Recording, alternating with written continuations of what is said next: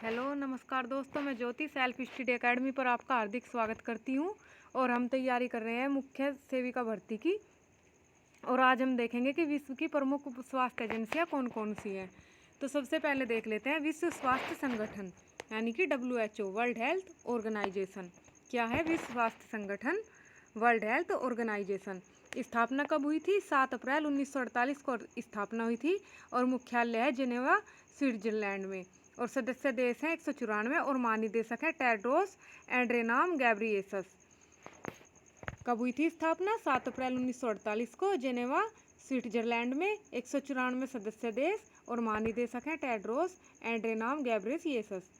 और प्रमुख कार्य क्या क्या है? प्रमुख कार्य देख लेते हैं।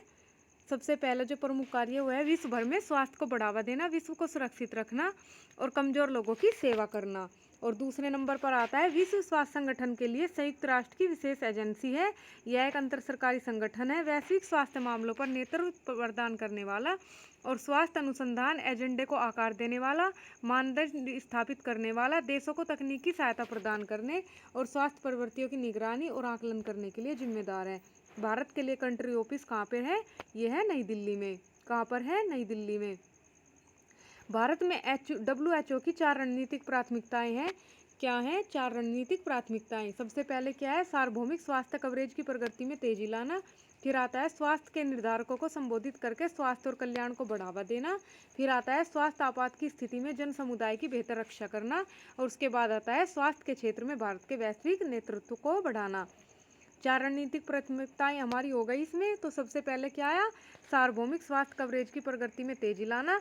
और फिर आ गया हमारा स्वास्थ्य के निर्धारकों को संबोधित करके स्वास्थ्य और कल्याण को बढ़ावा देना।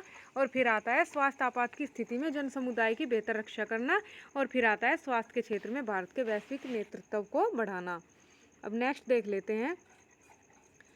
ये हमने पढ़ा था WHO, विश्व स्वास्थ्य संगठन। अब हम देखेंगे यूनिसेफ। यूनिसेफ के बारे में अच्छी तरह जान लेंगे। यूनिसेफ की स्थापना भारत में 1949 में हुई। 1953 में भारत में इसकी शुरुआत हुई। और यूनिसेफ की स्थापना 11 दिसंबर 1946 को हुई। सदस्य देश इसके 190 हैं और राष्ट्रीय समिति 34 है। 38 देशों में कार्यरत हैं। यूनिसेफ ने बाल कल्याण हेतु रणनीति अपनाई जिसको गोभी कहा गया। यूनिसेफ का पुराना नाम था United nation international children emergency fund. बाद में इसमें से इमरजेंसी शब्द हटा दिया गया और अब इसका नाम हो गया यूनाइटेड नेशन चिल्ड्रंस फंड। क्या हुआ अब नाम? United Nation Children Fund. Indira Gandhi शांति पुरस्कार इसको 1989 में मिला। और बेहतर कार्य करने के लिए शांति के क्षेत्र में नोबेल इसे वर्ष 1965 में मिला। कब मिला नोबेल? नोबेल मिला वर्ष 1965 में शांति के लिए। 2006 में इसे मिला प्रिंस अरस्तुरियस पुरस्कार। 2006 में मिला प्रिंस अरस्तुरियस पुरस्कार और 1965 में मिला शांति के लिए नोबेल। यूनिसेफ गठन में प्रमुख भूमिका निभाई पोलैंड के चिकित्सक लुडविग रासमन ने। 2021 में कार्यकारी निदेशक कैथरीन रसेल थे। और कितने सदस्यों का कार्यकाल दल देख रेख करता है? 36 का। और कितने राज्यों में बच्चों के अधिकारों की हिमायत करता है? काफ़ी राज्यों में बच्चों के अधिकारों की हिमायत करता है। एक विशेष यूनिसेफ अभियान सुपर डैड्स है इसके सचिन तेंदुलकर, डेविड बेकहम और नोवाक जोकोविक। यूनिसेफ का पूर्व एशिया और क्षेत्रीय कार्यालय बैंकॉक में है। कहाँ पे है? यूनिसेफ का पूर्व एशिया और क्षेत्रीय कार्यालय बैंकॉक में है। कहाँ पे है? बैंकॉक में। फिर ये कार्य करता है बाल अधिकार संरक्षण अधिनियम वर्ष 2006 में पारित हुआ। 2007 में आयोग का गठन हुआ। यूनिसेफ किस मंत्रालय के अंतर्गत कार्य करता है? महिला और बाल विकास मंत्रालय। एग्जाम में अगर आ जाता है कि यूनिसेफ किस मंत्रालय के अंतर्गत कार्य करता है तो आप बताओगे कि महिला एवं बाल विकास मंत्रालय। फिर आ जाता है वॉस कार्यक्रम की शुरुआत कब हुई? WHO प्लस यूनिसेफ दोनों को मिलाकर वॉस कार्यक्रम बनाया गया। इसका जो पूरा नाम हुआ वो हुआ वास water sanitation and hygiene, SDG 6। फिर आ जाता है ट्रस्ट फंड में स्थापना 1967 में हुई थी। किसकी हुई थी?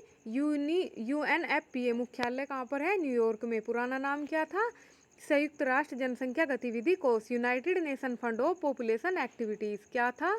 United nation fund for population activities. और UNFPA का नया नाम क्या हुआ? इसका नया नाम हुआ यूनाइटेड नेशन पॉपुलेशन फंड। क्या हुआ नया नाम? United nation population fund.